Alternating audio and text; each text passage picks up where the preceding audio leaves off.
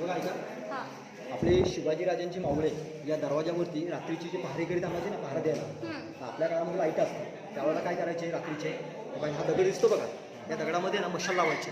या दगडाला काय बोलतात, मशाल स्टँड.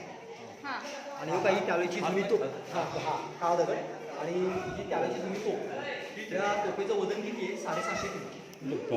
पण ही तोफ आहे ना इथे नव्हती. समोर हा पुढे रस्ता गेला बघा, इकडे एक बुरुज आहे. हा तो बुरुज तुम्ही पाहिला असेल बघा, आपल्या 4थीचं पुस्तक आहे मुलांचं, त्या मुलांच्या पुस्तकावरती फोटो असतो बघा बुरुजाचा, शोधून सारखा आकार असतो, त्या बुरुजावरही तोफ होती. त्या बुरुजाचं काम चाललंय म्हणून लोकांना बघण्यासाठी तो तिथे आणून ठेवली होती. काम चाललंय त्या बुरुजाचं. आणि तो पिक्चर पाहिला असेल बघा, शिवाजीराजे भोसले बोलतोय, शेर शिवराय, त्या पिक्चरमध्ये शूटिंग आहे ना त्या बुरुजाची, बुरुज इकडे समोर. पण एवढंच की धुका असल्यामध्ये तुम्हाला काय समजून येत नाही, ते सांगावं लागतं आम्हाला. आता नाही सांगू शकत नाही, धुके असते ना.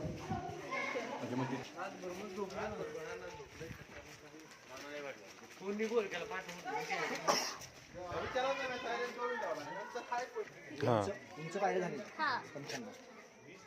95 पायऱ्या. त्या 95 पायऱ्या झाल्या. जायची काय आवश्यकता नाही, आपण वरती मेन बघणार आहे देवीचं मंदिर पुतळावरती आहे. का तिथे जाऊन काय फायदा नाही, दिसणार पण नाही काय. छत्रीला छत्री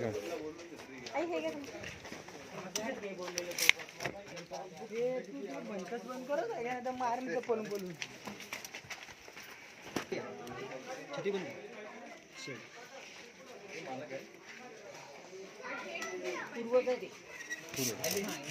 बघा ऐका. मगाशी तुम्हाला मी खाली सांगितलं की टोटल महाराष्ट्रामध्ये शिवाजीराजांचे 360 किल्ले आहेत. आता 360 किल्ल्यापैकी शिवाजीराजांचा जो राजधानी किल्ला बोलतात ना, तो रायगड कोकणामध्ये येतो राजधानी. तर प्रतापगड किल्ल्यापासून रायगडचं अंतर किती आहे, 65 किलोमीटर. म्हणजे शिवाजी महाराज राहायचे कुठे, रायगडला, त्यांचं वास्तव्य रायगडला.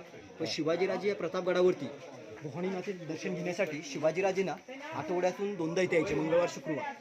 आणि शिवाजीराजे एवढ्या लांबून यायचे कशावरून, शिवाजीराजांची ना एक घोडी होती आणि घोडीचं नाव काय होतं, कृष्णा.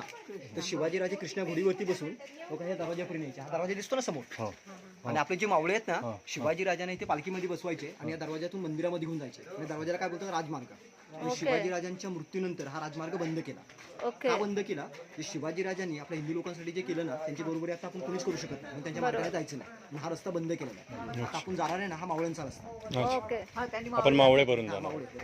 आणि हे काय इकडे चोरवाट आहे, चोरवाट. थोडी पुढे या गडावरती शत्रूने समजा आक्रमण केलं ना, तर आपले जे मावळे आहेत ना, ते काय करायचे बघा, या चोरवाटीमधून आपली मावळे ना किल्ल्याच्या बाहेर पडायचे.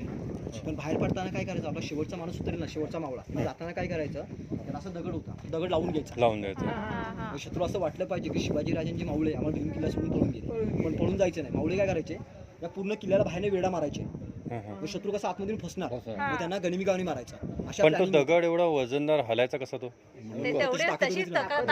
100 किलो लोक खांद्या घेऊन फिरायचे तोपा, त्याच्यासाठी नथिंग होतं. आपल्या आता मोकळं चालायचं म्हणजे प्रॉब्लेम होतो. तेच बोलतोय ना, हा दगड हलणार, एक दगड हलत नाही. तो दगड कुठे, दगड पडलेले खाली सगळ्यात खराब झाले. हा बरेच आता इथे एक फोटोशूट करूया.